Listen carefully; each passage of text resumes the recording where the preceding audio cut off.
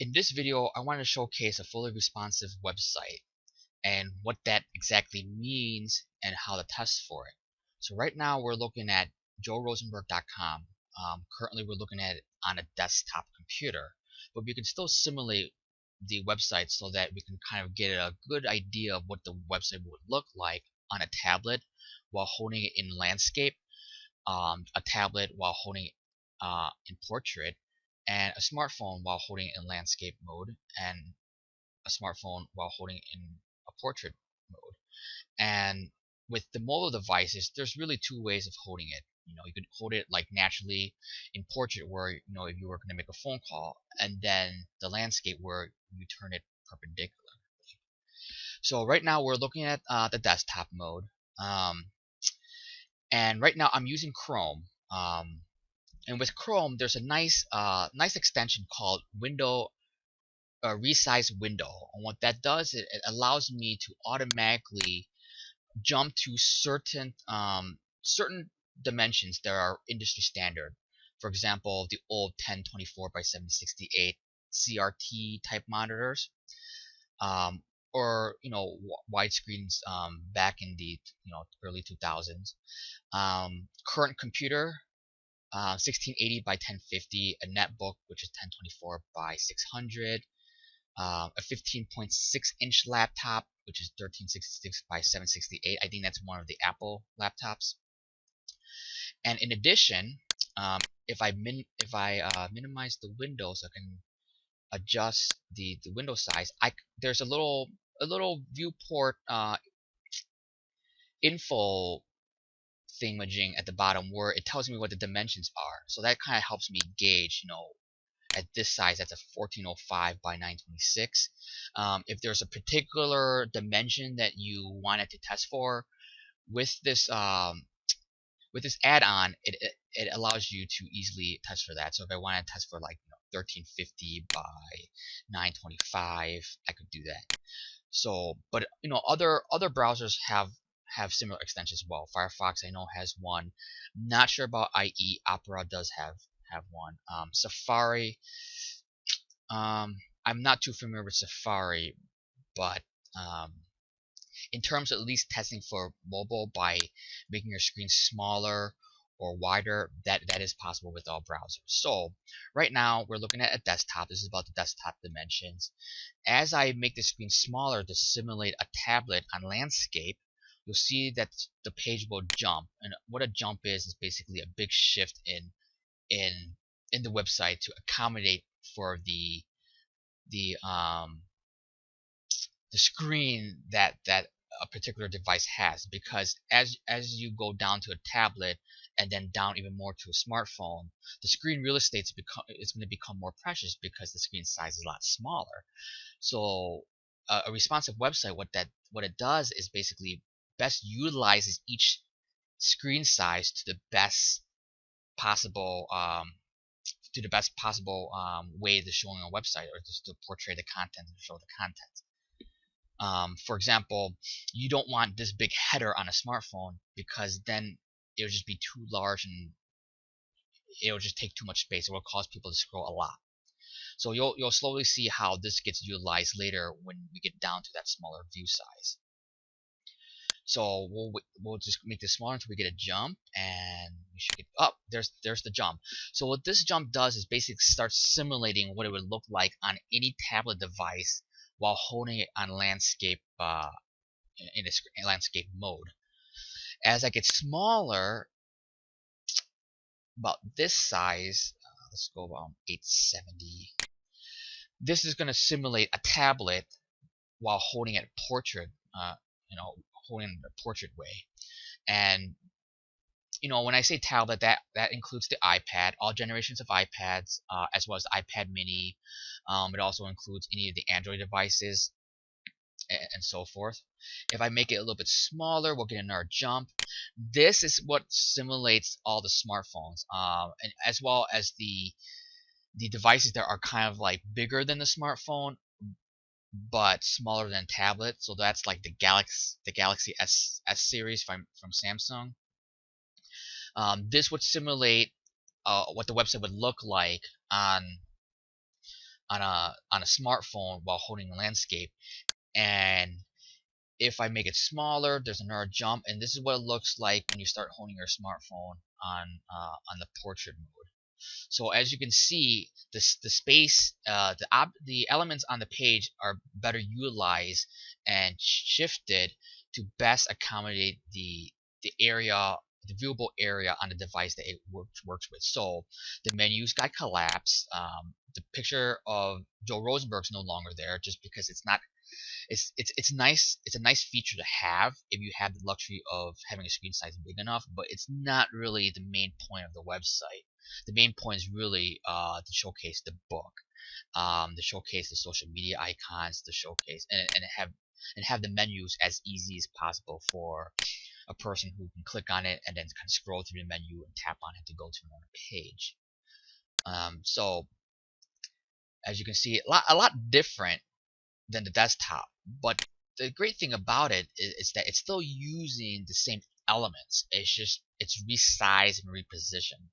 So back in the early 2000s, responsive website did not really exist or is really in its infancy. So instead, to accommodate for the mobile devices, there was a complete separate mobile website created, and that's kind of a pain from a maintenance standpoint, in that in order to make an update to the website, you had to update the desktop version as well as the mobile version. But with a responsive website, you just update the website once and it showcases on all devices, because essentially it's just one website. It's just transformed to and transform in that the layout just changes and shifts around for the device that you're viewing the website on. So so on a desktop, the text was a lot bigger. The menus is in, it's all in full view. Bigger books. The boxes are laid out more horizontally. I think this basically pretty much stayed the same. Same thing with the videos. I assume the video got a lot smaller.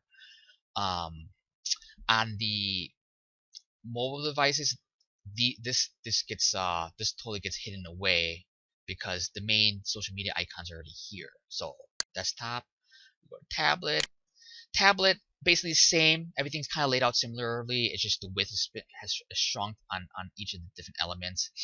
Let's see, yeah, everything seems the same. Font got shrunk down a little bit. This guy got shrunk down. The book got shrunk down, and then the width of these boxes got shrunk. And then if I go to this is where the biggest jump or the biggest dramatic effects happens, where the menus get turned into a drop down menu. The social media icons disappear and it's now there. The person is no longer there. The boxes here, let's see, the boxes became a 2-column. It was 3 before, but now it's down to 2. And what happens is basically the stuff that was over on the third basically shifts down and becomes a 2-column. Precision is a 2-column instead. Everything stays the same here. Basically, it's just smaller. And then when we get down to mobile, it's basically shrunk down. And let's see if anything different here. Oh, the book gets positioned on top to save screen, because it wouldn't make sense to have the book here. It's just the viewport's just too skinny. The screen size is too skinny.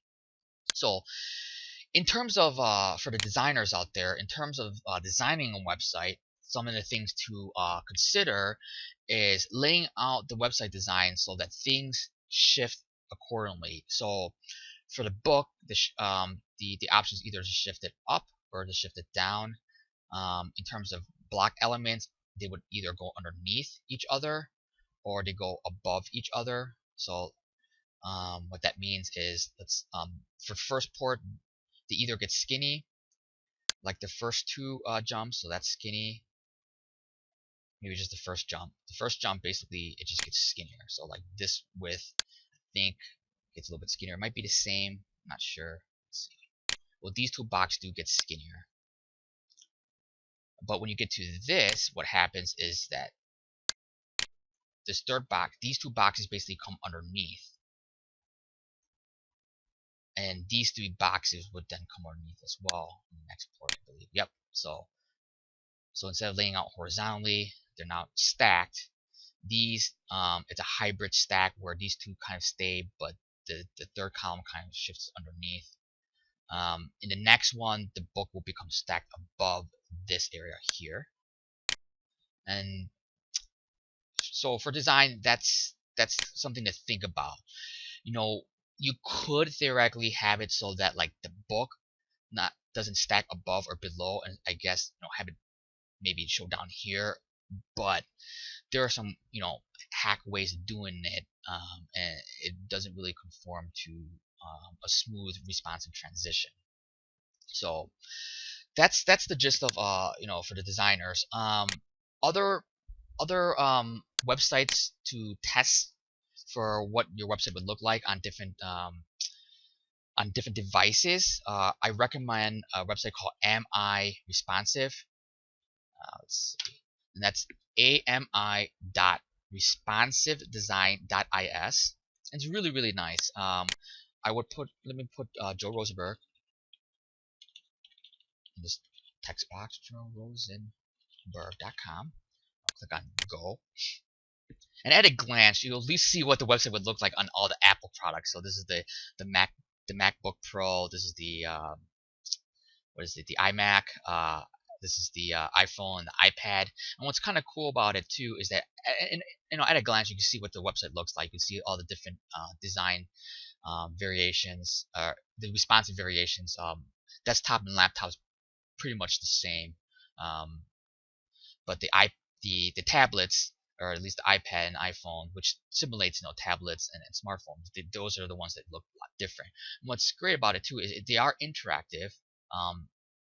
Not the best way of testing it, but you get the gist. The reason why it's not the best is because it's really small. So like if I click on the drop down box, that's kind of helpful.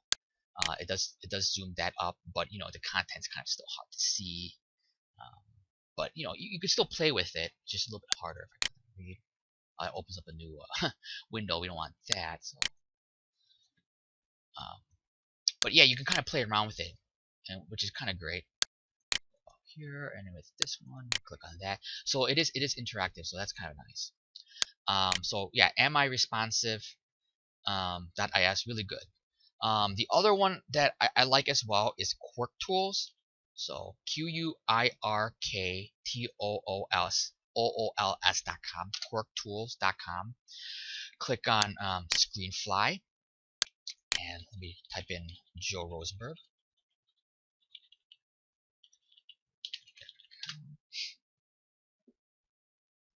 Let's wait for it to load up.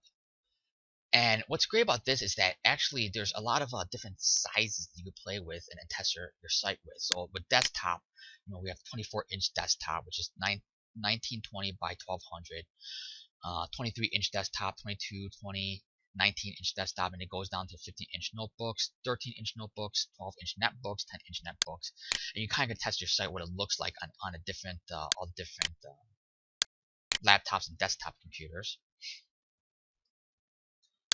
And then again, these are fully playable. With the tablet, you got different options as well. The Kindle Fire HD 7-inch, the Samsung Galaxy Tab, the Google Nexus, the Apple iPad, which is a popular device, so I always test for that, and the Kindle Fire. For the smartphones, we got the Motorola series, the Motorola Razrs, BlackBerry, Apple iPhone, Samsung Galaxy S3, the Apple iPhone 5. The other iPhone was the Apple iPhone 3 and 4. So really nice tool to test. And then television, which could be the future, with all the game consoles being able to support, allowing people to also browse the web, like the Xbox and the PlayStation. You could test for that. So yeah, Quirk Tools and Am I Responsive are the two tools that I typically use to test, and they're really good. If you really want to test your website in almost every single type of at least browser to simulate all the different types of browsers. Browser Stack is something I recommend. I haven't really used it, so I can't say much about it, but a lot of my colleagues and people in the industry do recommend Browser Stack. But it is a paid service, so it's probably the main reason why I don't use it. I think testing it with MI responsive and Quark tools is pretty good. I mean, you want to at least accommodate the most popular types of devices, which is the iPads, iPhones, all the Apple devices, as well as some of the more popular Android devices. So the Galaxy, the Google Nexus are pretty popular as well. So, and then desktop, either test it on your own personal computers if you have a lot of different types of desktops and laptops, or ask your friends. That probably should be pretty sufficient. So that's basically it. Responsive website in a nutshell. Thanks. Bye.